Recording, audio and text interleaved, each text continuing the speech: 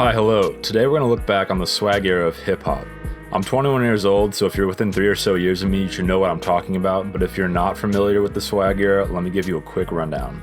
The swag era was an aesthetic movement in hip-hop that lasted roughly from 2010 to 2013 that was defined by a particular style of dress, which was termed swag. Swag fashion became mainstream in this time period and was embraced by rappers and youth alike. Despite the popularity of swag, it's not appropriate to call the swag era an age in hip-hop like gangsta rap in the 90s or grunge in the 2000s, and we will delve into the reasons why in this video. So, without further ado, let's travel back in time to the magical year of 2010.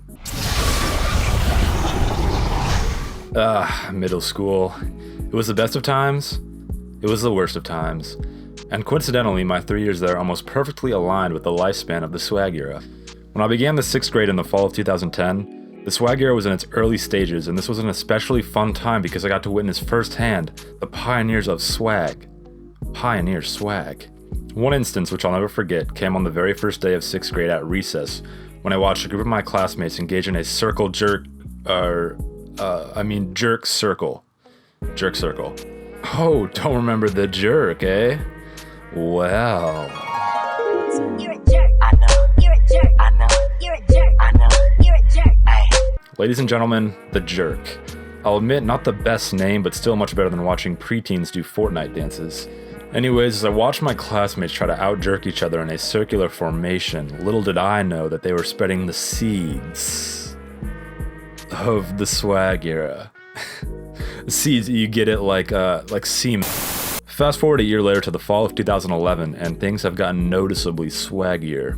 Around this time, you started to see a lot of Mac Miller, rest in peace, lookalikes walking around, a lot of Diamond Supply shirts, a lot of khaki chino pants, a lot of beaded rosaries, and a whole lot of snapbacks. This is around the time the term swag fag is coined to label people who dress like this, and before my blue-haired viewers rip me a new one in the comments for saying the F word, let me just say that I, for one, think it's a tasteless name and offensive to the gay community because we all know gays dress way better than this. Also, swag fag straight up got all the ladies, so I'm just not seeing the homosexual correlation. But don't take it from me, take it from this guy. I hate swag fags. You know why? Because for some reason, they get everything, including all the girls. Apparently that's the new thing that girls are into, is these swag fags. Why are girls so into swag fags? I mean, they're swag fags. I can't get a girlfriend just because I don't wear my pants down my ass. I'm not wearing your ugly ass, faggoty ass diamond shirt, so everybody can just shut the fuck up about that, okay? I'm trying to think what else. I think that's basically it. Fuck all you girls who like swag fags only. Here's an amateur diagram of the prototypical heterosexual swag fag, and I must say that this is pretty damn accurate. Now, as you look at this diagram, you'll notice that there are 9 elements to the swag fag's outfit, but without question, the snapback was the most important piece. During the height of the swag era, it seemed that there was nary a single head without a snapback on in the halls of my middle school. Obey snapbacks, diamond snapbacks, Tissa snapbacks, Chicago Bulls snapbacks, snakeskin Chicago Bulls snapbacks, and the list goes on. Some innovators even had the idea to attach a backup snapback to their belt loop in case the one on their head was stolen or blown away by the wind. Genius. The snapback, which was previously a staple of hip-hop fashion in the early 1990s, saw a huge resurgence in popularity, and the man who deserves a lot of credit for this is Tyga, who officially declared the snapback was back. Snapback's back, yeah, snapback back. That's all these niggas saying, they brought snapbacks back. When Snapback's back dropped, it marked the start of a new trend, a swaggy trend in hip-hop fashion. I recall the ground vibrating from the mass stampede to Zoomies to go copy a Last King snapback. In fact, it was measured at a 4.6 on the Richter scale, making it equivalent to a light earthquake. Taking into consideration Tyga's catalog of singles, his Last King's brand, and his overall influence on popular culture, I'd say that he is the poster boy for the swag era. Here's an analogy. Tyga is to the swag era what Kurt Cobain was to grunge, and Rack City is his Smells Like Teen Spirit. Thankfully, Tyga made it past 27, but for a while he might as well have been dead to hip-hop because I did not hear his name mentioned for a good few years. Recently, Tyga has been making somewhat of a comeback in the rap game, releasing a number of mediocre party trap singles. Stick out your tongue, girls wanna have fun. Taste. She can get a taste. And sporting a new trendy haircut. Not to slander the man who made Rack fucking City, but he's far removed from his glory days in 2012. Some of Tyga's highest charting singles were Bedrock, Deuces, Rack City, Faded, and he was also on the remix of Drake's The Motto, which I'd forgot. T-Raw, skinny nigga, big balls, fuck around, get dragged, RuPaul. And on that note, I've got to take a minute to talk about The Motto because it was definitely one of the biggest records from the era, primarily because it popularized everyone's favorite acronym, YOLO. The moment the first swag fag heard Drake say YOLO, you only live once instantly became the mantra of a generation. I wanted to Vincent van Gogh my damn ear off in the 7th grade because everyone began tacking on a YOLO to the end of every sentence.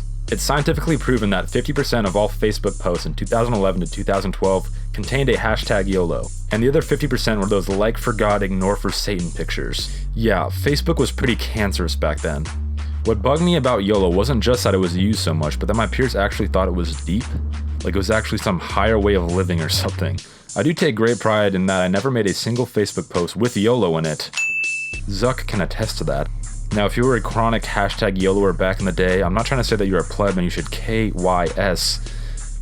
Well, that is what I'm saying, but if it makes you feel any better, 12-year-old me was not without sin either. Anyways, in summary, The Motto definitely had a large impact on swag culture and was one of the premier records from the era. I've placed it at number 2 on my True Swag Anthems ranking, sponsored by Mitchell and Ness, just behind Rack City and in front of Black and Yellow. Now let's take a moment to appreciate this list. Do your best to remember these swag ballads and soak up the nostalgia, and while you're doing that, let me pose a question. Can you draw any parallels between these songs besides their swaggy aesthetic? Any musical similarities? I didn't think so. This is the reason why I said the swag era was not a true age in hip-hop earlier. It does not have a distinctive sound like other waves in rap. If I were to tell you to conceptualize a trap beat in your head, you could probably do that with relative ease. Booming 808s, rattling hi-hats, rolling snares, ad-libs, easy. If you're familiar with contemporary hip-hop, you know the core ingredients of trap even if you haven't consciously thought about what makes trap, trap. The same cannot be said for swag rap, which poses the question, Why? well, because it was really never about the music at all. The swag era was, at its core, an iteration of hip-hop fashion that really struck a nerve with a mainstream audience because of its unique accessibility. What I mean by unique accessibility is that a swag fit didn't run you $1,000+, so just about everyone could afford to dress like Mac Miller, Cali Swag District, or whoever the hell they liked, and the swag era really stood alone in that regard. These days, only trust fund babies can afford to dress like their favorite rapper, and then not long before the swag era, you had bling bling, and no, I can't afford all that bling bling because I don't have a consistent flow of income. So yeah, I guess because swag fashion was so ubiquitous, it seemed like it would have been accompanied by an equally big and distinctive sound because typically, a notable wave in hip-hop has both. I think because of how mainstream the fashion was, a lot of rappers coming into the game at the time embraced the swag aesthetic to cash in on its popularity, as we saw with the likes of Mac Miller and Tyga, who ditched the style years later. Swag fashion captivated hip-hop, but with no distinct sound to keep it afloat, it left the mainstream after a short 2 years. The snapback was replaced by the dad hat, the Obey shirt was replaced by the Thrasher shirt, and shoestrings were replaced by belts. While there were still plenty of kids at my school who dressed with swag, when I finished middle school in June of 2013, hip-hop had all but moved on from swag. Things were not as they once were. Conscious rap was suddenly popular again as Kendrick's Good Kid, Mad City came in like a wrecking ball towards the end of 2012 and was still making major waves in the hip-hop community. We were also in the midst of the meteoric rise of Seattle's finest, Macklemore, and the white kids started ditching Zoomies for their local goodwill. It was tough to accept, but like refusing to accept the technological advancements of the car or the internet, resisting this change was futile. Natural selection had run its course. Sometimes I gaze down upon the street outside my apartment window and see a person in a babe hoodie walking, and I get consumed with melancholy as I'm reminded how far hip-hop fashion has regressed. But as they say, don't cry because it's over. Smile because it happened.